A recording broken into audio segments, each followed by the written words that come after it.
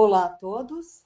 Hoje vamos para mais uma aula do curso de Envelhecimento Saudável, uma parceria com a Sociedade Brasileira de Geriatria e Gerontologia, e eu sou Gláucia Duarte, médica endocrinologista, educadora em diabetes e especialista em geriatria e gerontologia. Vamos para o primeiro slide, mostrando que o conhecimento do número de pessoas com diabetes de uma determinada população é fundamental para a gente planejar as ações de saúde que são necessárias para enfrentar essa doença crônica. Infelizmente, em função da não disponibilidade de dados atualizados em todos os países, em todos os locais do mundo, nós trabalhamos com estimativas. E a partir de uma base de dados, de estudos nacionais e internacionais, nós vemos o diabetes como uma preocupação mundial. O diabetes, no mundo, então, é uma preocupação, porque somos 463 milhões de adultos entre 20 e 79 anos e com uma estimativa de chegarmos a 700 milhões em 2015. 374 milhões de pessoas estão a risco de desenvolver diabetes e uma em cada 2 pessoas com diabetes não são diagnosticadas. Se somarmos rapidamente esses 3 dados, nós vemos que chegamos a quase 1 bilhão de pessoas que estão expostas às disglicemias. E, além disso, a Federação Internacional de Diabetes, no seu Atlas de 2019, mostrou que o diabetes causa 4,2 milhões de mortes. No nosso próximo slide, nós vemos que o diabetes também é uma preocupação nas pessoas idosas. Afinal, 1/4 da população acima de 65 anos tem diabetes, conforme a Associação Americana de Diabetes publicou em 2020. No próximo slide, nós vemos que nas pessoas idosas, em geral, há sim uma maior prevalência de diabetes, mais complicações crônicas, mais comorbidades e um maior gasto. E neste gráfico que vemos aqui à direita, no trabalho publicado de Pieres, no Diabetes Care, em 2017, vemos que conforme avançamos na idade, quanto mais longevos ficamos, mais internações por diabetes.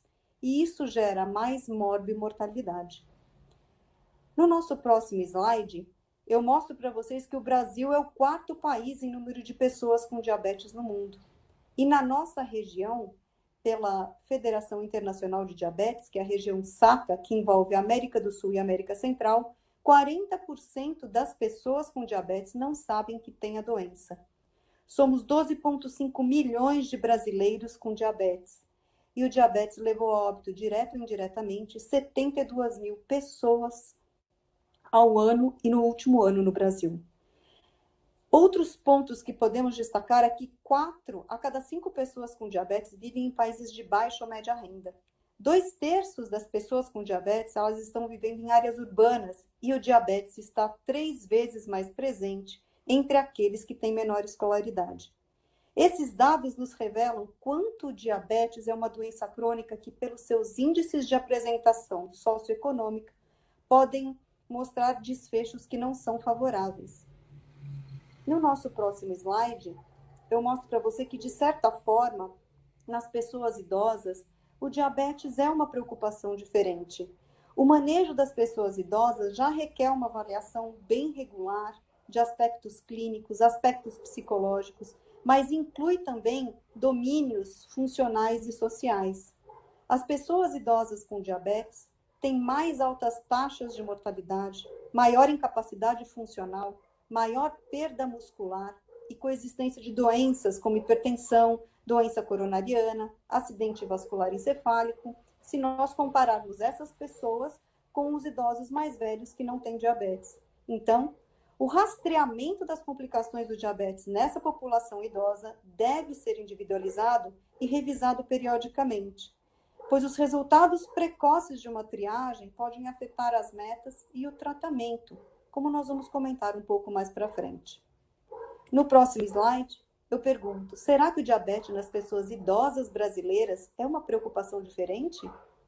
Vejam, 8% da população entre 20 e 79 anos aqui no Brasil apresenta diabetes.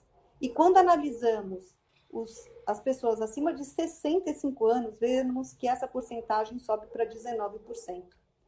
Isso, de acordo com o Atlas da Federação Internacional de Diabetes de 2019, nos coloca como o quinto país do mundo em pessoas idosas com diabetes. Sim, é uma preocupação.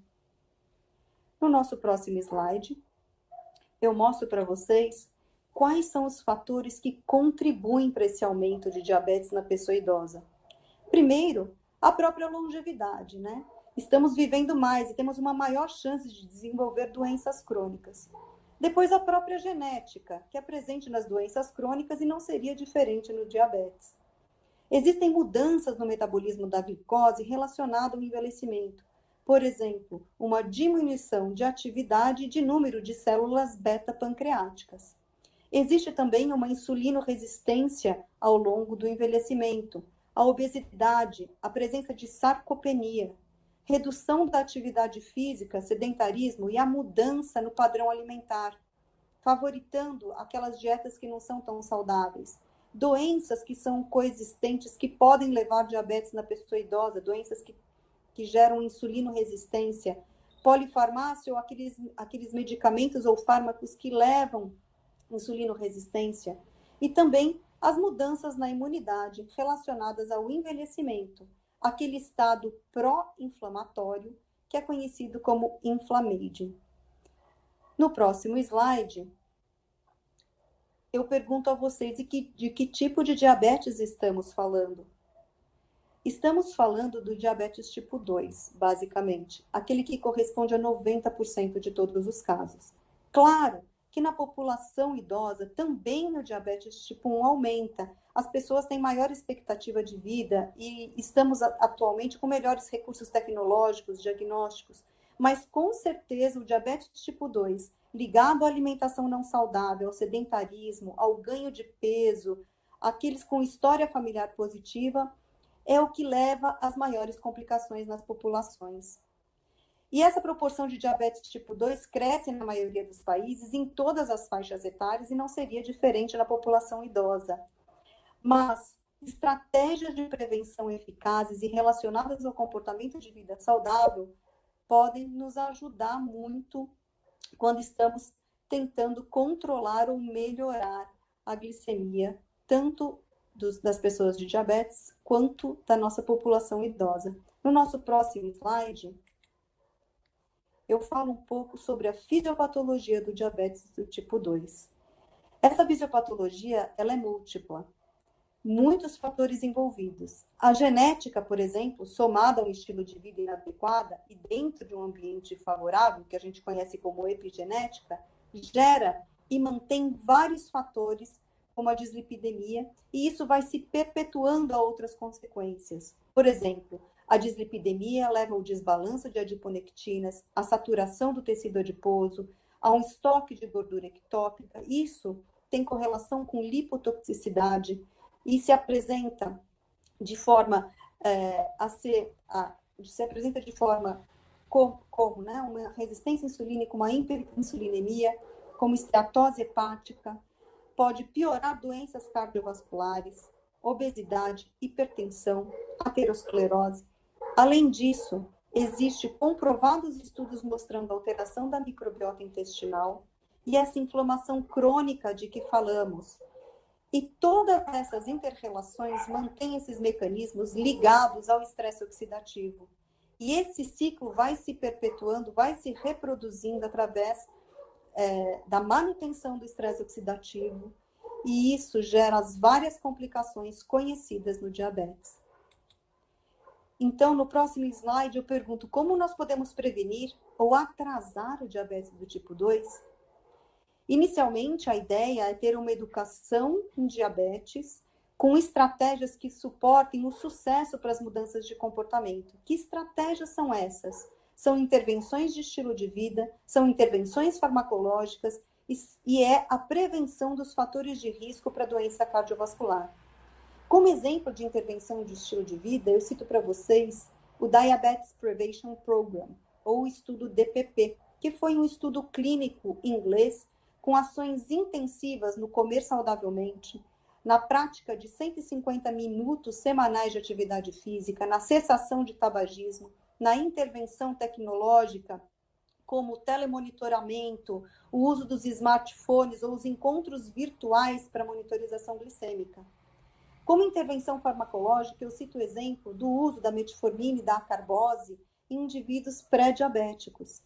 E prevenção de fatores de risco para doença cardiovascular, as campanhas de cessação de tabagismo e diminuição de obesidade e controle de sobrepeso. Tudo isso porque sabemos que os indivíduos mal controlados ou não tratados desenvolvem mais complicações do que aqueles com diabetes bem controlado. No próximo slide, eu mostro para vocês que o diagnóstico de diabetes na pessoa idosa não é diferente do diagnóstico de um adulto ou de uma criança.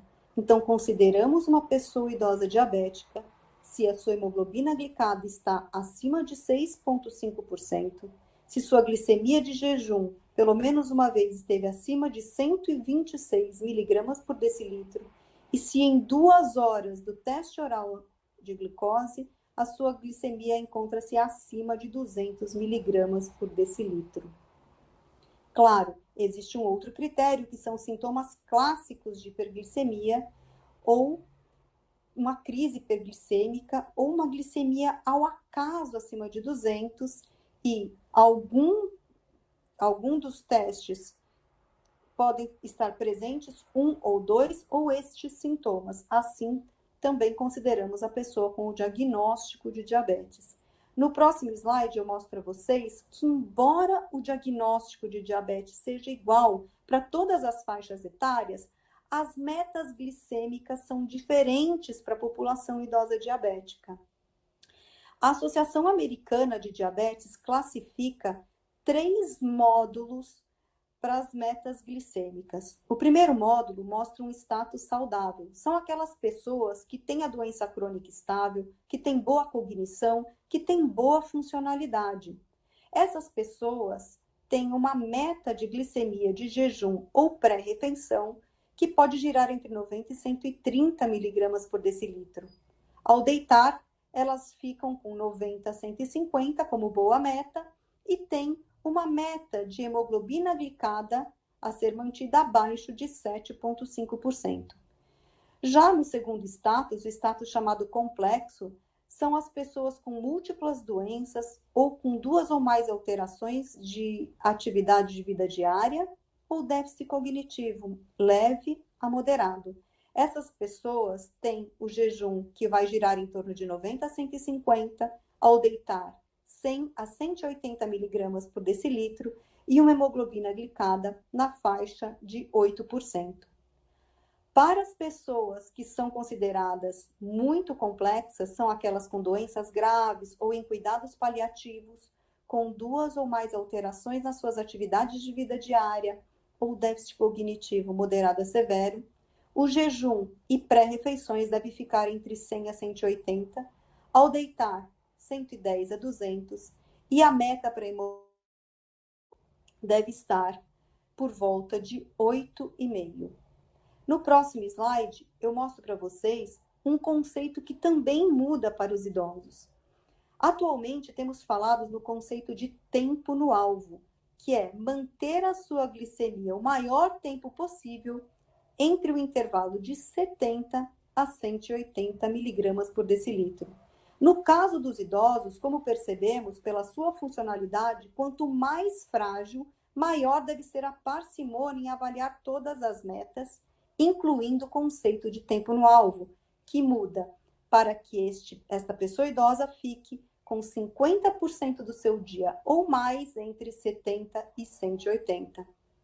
Outro ponto que gostamos de ressaltar é que o ideal seria não mais de 1% do dia que a pessoa idosa fique em hipoglicemia, ou seja, a sua glicemia abaixo de 70 miligramas por decilitro. Isso porque nós já sabemos que os idosos são mais propensos à hipoglicemia, e comentarei mais à frente. Outro ponto é que mais de 90% do dia as pessoas idosas com diabetes idealmente ficassem abaixo de 250 miligramas por decilitro, evitando assim os sintomas de hiperglicemia. No próximo slide, eu vou tratar um pouco sobre o tratamento desta população. A primeira coisa que eu gostaria de falar para vocês é que esse tratamento deve ter uma posologia simples. Não pode haver sobretratamento, já que essa população está a risco também com a polifarmácia. E um ponto muito importante, que deve ser um tratamento com baixo risco de hipoglicemia.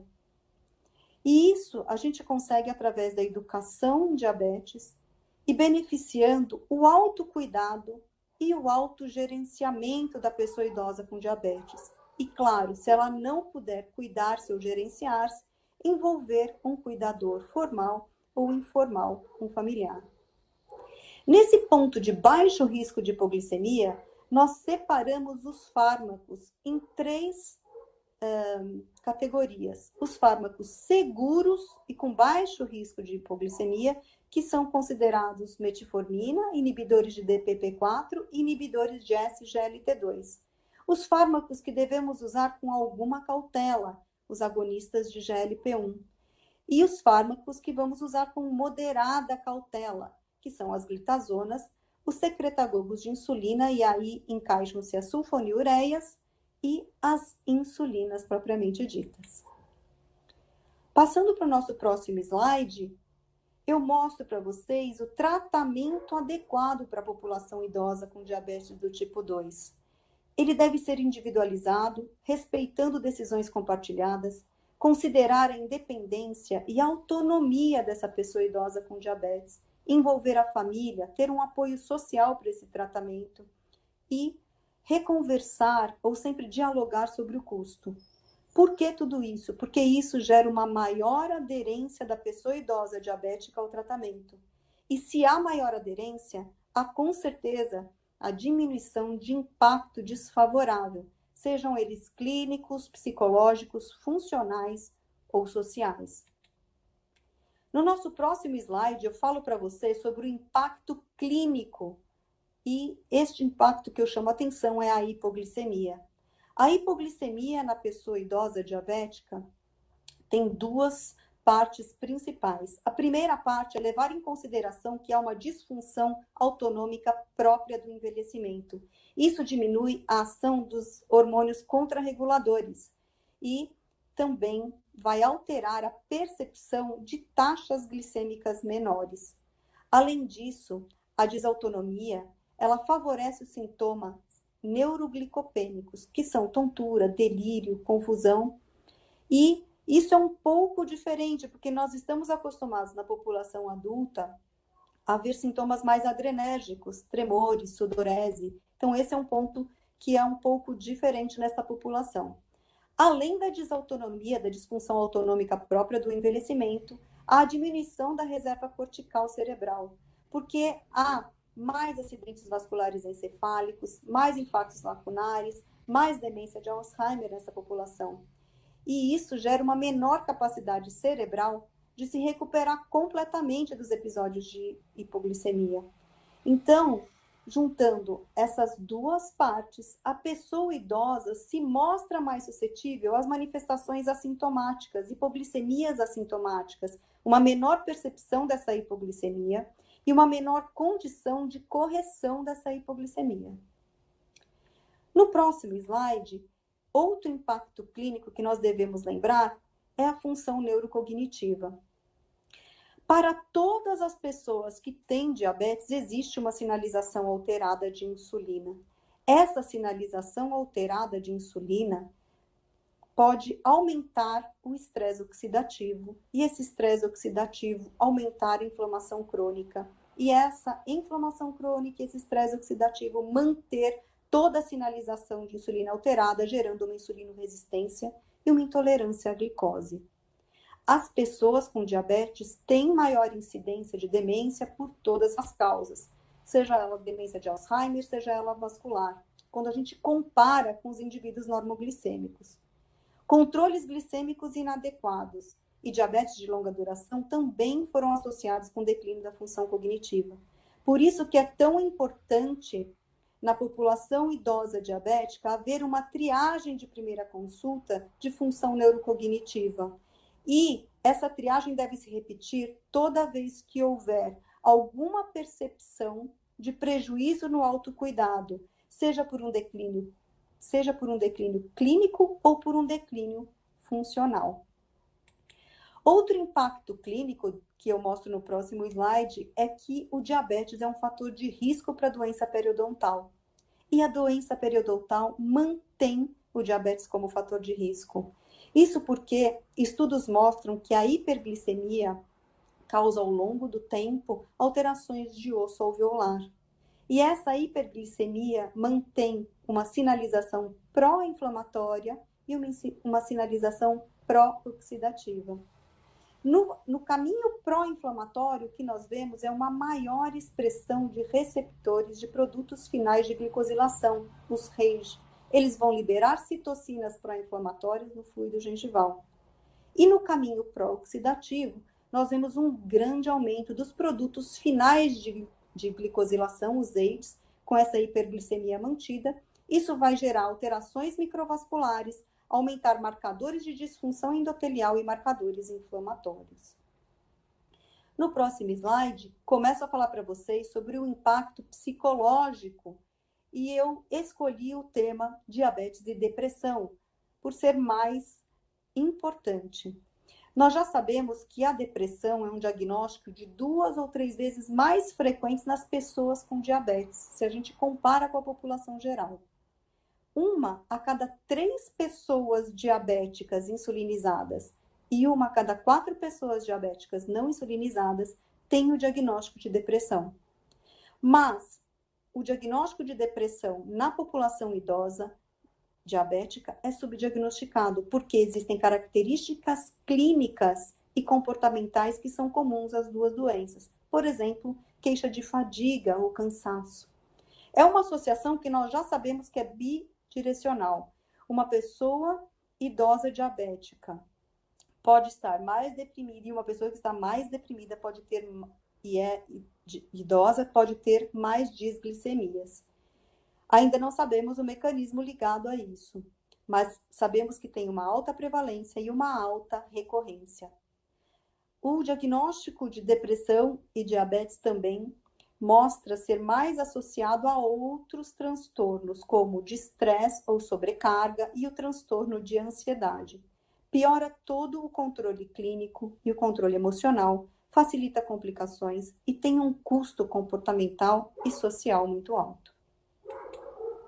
No próximo slide, vou falar de um outro impacto de pessoas idosas frágeis e diabéticas. Nós já sabemos que os idosos frágeis, eles têm uma saúde óssea pior e são mais propensos a quedas. E isso também acontece com as pessoas idosas frágeis e diabéticas.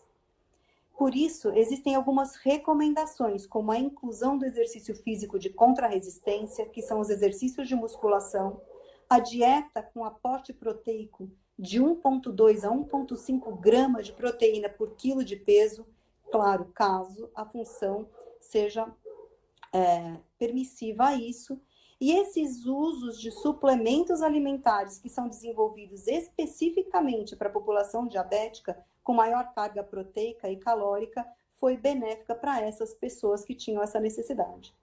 Os medicamentos antidiabéticos que promovam a perda de peso nessas pessoas idosas frágeis e diabéticas devem ser usados com cautela ou evitados até.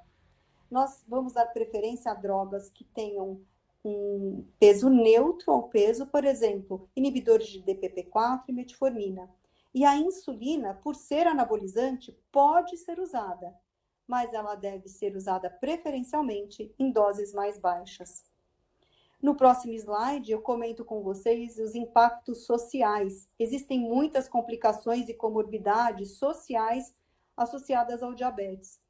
Por exemplo, as pessoas idosas com diabetes que têm retinopatia, catarata, que fazem parte das microcomplicações ou outras microcomplicações como nefropatias ou até casos mais graves que vão à hemodiálise. As pessoas que têm pés diabéticos ou úlceras por insuficiências ou arteriais ou venosas, ou aquelas pessoas que têm macrocomplicações, doenças cardiovasculares em vários estágios de desenvolvimento, têm limitações funcionais. E essas limitações funcionais também limitam a convivência dessas pessoas. Elas têm dificuldade de chegar aos lugares. Outro ponto é a estigmatização da pessoa idosa com diabetes. Aquela sensação de que essa pessoa só pode ser recebida se tiver uma alimentação especial, que nem sempre é assim, mas isso distancia a pessoa de ir aos lugares ou a encontros sociais. O medo da hipoglicemia ou da recorrência da hipoglicemia, de não saber se tratar numa hipoglicemia ou não saber ou ter a insegurança de que o outro não consiga tratá-lo bem. O custo da medicação ou a burocratização de recebimento de insumos, muitas vezes com dificuldade das pessoas idosas chegarem até o serviço de saúde, ou se chegam até o serviço de saúde, muitas delas têm dificuldade de manusear os glicosímetros ou as fitas para glicemia capilar adequadamente. A preocupação com aquele controle glicêmico perfeito, porque muitas vezes sem avisar, às vezes a gente busca um número que não é correto. Por isso, falo de novo para vocês, manter-se na meta glicêmica adequada para cada perfil de pessoa idosa com diabetes. Outra coisa é o isolamento social. A depressão causa mais o isolamento social. A sensação de ser um fardo pode favorecer o isolamento social.